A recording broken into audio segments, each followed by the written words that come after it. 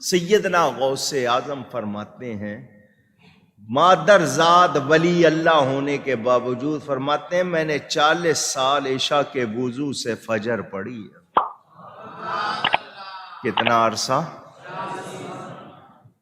مادر زاد ولی۔ ہم فرض نہیں پڑھتے، سنتیں بہت سے لوگ نہیں پڑھتے، واجب کتنے نہیں پڑھتے، وہ روزانہ کتنی عبادت کر رہے ہیں۔ عشاء کے لیے وضو کیا، ساری رات عبادت میں گزاری، صبح فجر ہو گئی۔ 40 سال۔ فرماتے ہیں 15 سال میں نے اس طرح گزارے، عشاء کی نماز کے بعد اپنے حجرے میں جاتا، کھونٹی ایک گاڑی ہوئی تھی دیوار میں، کچھ بھی سمجھ لیں، ہک لگایا ہوا، اس کو پکڑ لیتا اور ایک ٹانگ اٹھا لیتا، بسم اللہ الرحمن الرحیم سورہ فاتحہ سے قرآن پڑھنا شروع کرتا، اور اٹھائی ہوئی ٹانگ زمین پر اس وقت رکھتا تھا جب پورا قرآن ختم کر لیتا تھا۔ 15 سال اس طرح گزارے، 25 سال جنگلوں میں، 40 سال عشاء کے وضو سے فجر، اور 15 سال یہ اس درمیان کی باتیں۔ بہاؤالدین زکریا نے ایک کھڈا کھودا تھا، رات میں اس میں اتر کے نفلیں پڑھتے تھے۔ اس کو مشقت النفس کہتے ہیں، اولیاء کرام میں یہ بہت رواج ہے، ایک ٹانگ پر آدھا قرآن پڑھا، دوسری ٹانگ پر آدھا قرآن پڑھا۔ ان لوگوں کو نہیں کہتے، اپنے آپ کو مشقت میں ڈالتے ہیں۔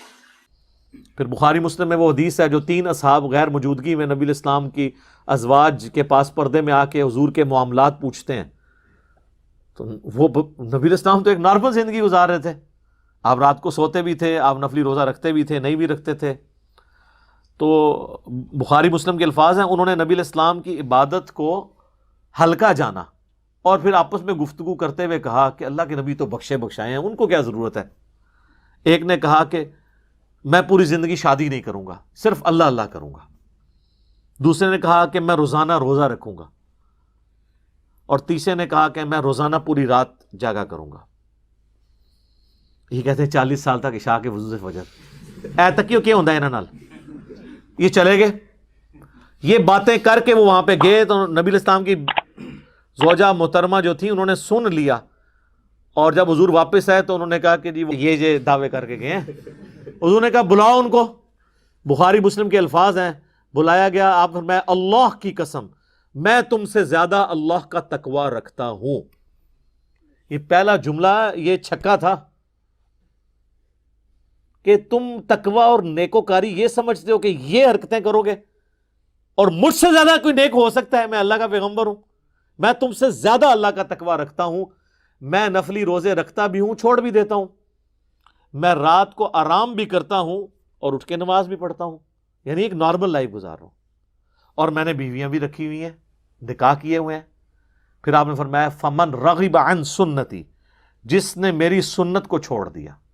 ویسے عموماً بولا جاتا ہے ان نکاح سنتی، وہ بھی حدیث کے الفاظ اس میں تو نہیں ہیں، ابن ماجہ میں ایک روایت موجود ہے، لیکن اس میں امپلائڈ ہے کہ تینوں چیزوں کے بارے میں آپ نے مشترکہ کہا کہ فمن رغب عن سنتی، جس نے میرے طریقے کو چھوڑ دیا، یعنی میرے طریقے میں تینوں چیزیں، کہ نکاح کرنا چھوڑ دیا، یا اس نے روزانہ جاگنا شروع کر دیا، عشاء کے وضو سے 40 سال تک فجر پڑھنی شروع کر دی، میرے لو فارغ جے۔ او ہن ایک بازی کرتے ہو سکتا ہے، اللہ نے نبی دا مننے والا نہیں ہو سکتا۔ تو خدا کے لیے اپنے بزرگوں کو بے عزت ہونے سے بچائیں، یہ فضیلت نہیں ہے، یہ اگر ان کی بزرگی کو اگر کوئی ختم کرنے والی چیز ہے وہ یہ ہے کہ 40 سال تک عشاء کے وضو سے فجر پڑھتے تھے۔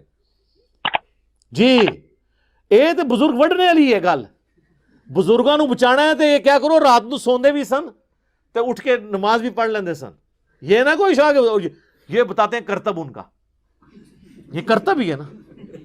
یہ تو یہ حدیث دیکھ، اور اس حدیث پہ نا امام بخاری نے باب باندھا ہے کہ عبادت میں غلو کرنا ناپسندیدہ عمل ہے۔ یہ ہے کتابوں کا دین اور وہ ہے بابوں کا۔ یہ بابوں نے تو پتہ نہیں کس خدا کا تعارف آپ کو کروایا ہے۔ جو کتابوں کا خدا ہے نا، جو پیغمبروں کا خدا ہے، وہ تعارف اس طرح کرواتا ہے اپنا، اور یہ فضیلت بتا رہے ہوتے ہیں۔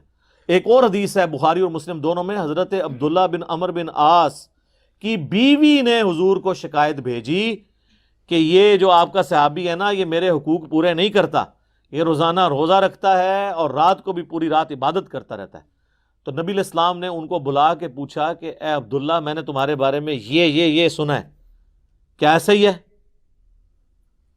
انہوں نے عرض کی یا رسول اللہ ایسا ہی ہے. وہ تو ایکسپیکٹ کر رہے تھے حضور کہنے کے یار ادھر آنا ذرا جفی پا، تو صحیح نکلے ہیں میرے صحابہ وچوں.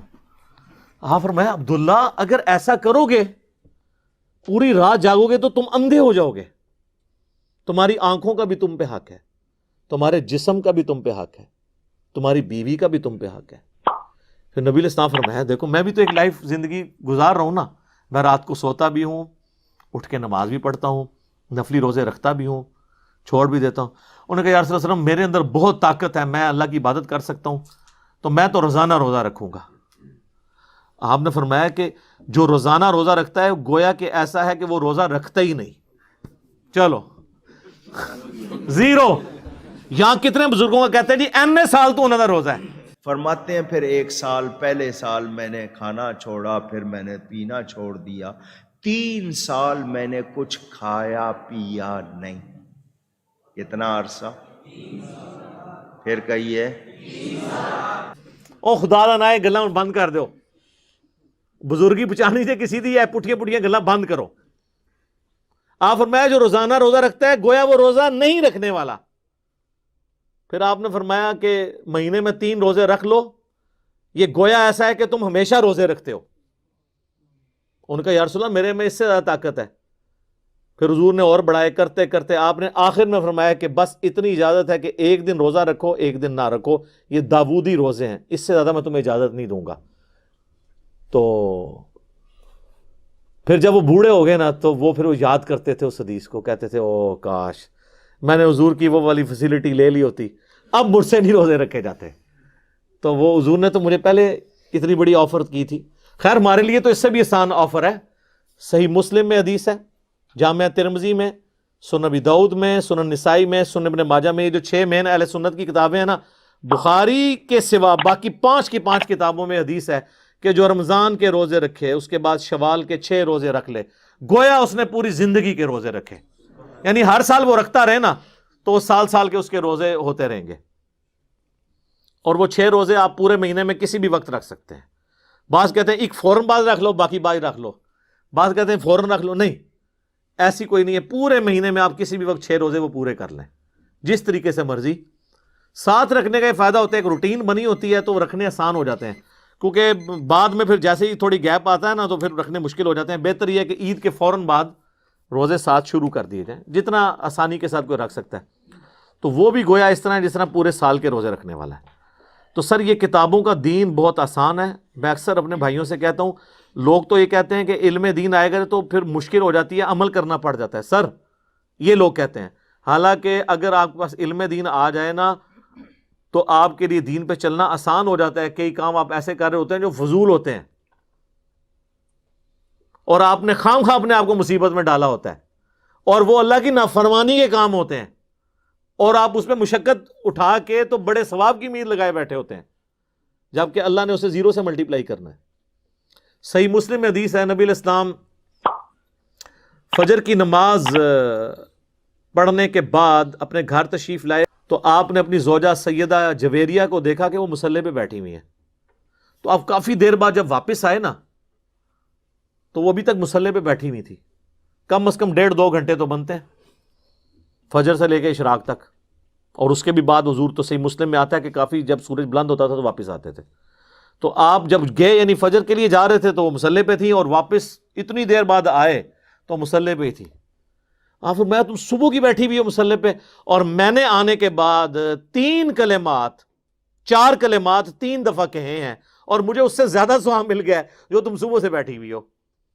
سبحان اللہ وبحمدہ عدد خلقہ ورضا نفسہ وزنۃ عرشہ ومداد کلماتہ. یعنی سبحان اللہ وبحمدہ کے ساتھ 4 کلمات، عدد خلقہ ورضا نفسہ وزنۃ عرشہ ومداد کلماتہ. اس کو 3 دفعہ میں نے پڑھا اور تم سے زیادہ ثواب مل گیا. یہ ہم نے صبح شام کے اذکار میں یہ بلو کارڈ کے اندر وظیفہ ڈالا ہوا ہے. تو سر ثانیہ. اب جس کو یہ پتا ہوگا، خصوصاً میرے جیسا بندہ جو مسجد میں فرض کے بعد زیادہ دیر بیٹھ نہیں سکتا، مولویوں کے شر سے بچنے کی وجہ سے. تو ہم تو پہلے بہت بیٹھا کرتے تھے, اب تو کہیں نہیں بیٹھ سکتے, تو پھر ہم اسی طریقے سے اب گزارا کر لیتے ہیں. باقی ہے کہ اشراق بندہ گھر بھی پڑھ سکتا ہے, ضروری نہیں کہ مسجد میں پڑھنی ہے. تو ہمارے جیسے لوگوں کا بھی اللہ نے خیال رکھا ہوا ہے اس اعتبار سے کہ یار 3 بار یہ پڑھ لو, ٹھیک ہے. مسجد اگر مولوی نہیں بیٹھ دیتا خیر ہے, ثواب تو اس تو زیادہ دے دیں گا, ٹھیک ہے نا جی. اور جو بیٹھ سکتا ہے وہ نور لا نور کرے, بیٹھے بھی اور یہ بھی پڑھے, ٹھیک ہوگا جی. اللہ تعالیٰ سے دعا ہے جو حق بات میں نے کہی اللہ تعالیٰ ہمارے دلوں میں راسخ فرمائے. اگر جذبات میں میرے منہ سے کوئی غلط بات نکل گئی تو اللہ تعالیٰ ہمارے دلوں ہی سے اسے محو کر دے. ہمیں کتاب و سنت کی تعلیمات پر عمل کر کے دوسرے بھائیوں تک پہنچانے کی توفیق عطا فرمائے. سبحانک اللہم و بحمدک اشہد ان لا الہ الا انت استغفرک و اتوب الیک وما علینا الا البلاغ المبین. جزاکم اللہ خیرا.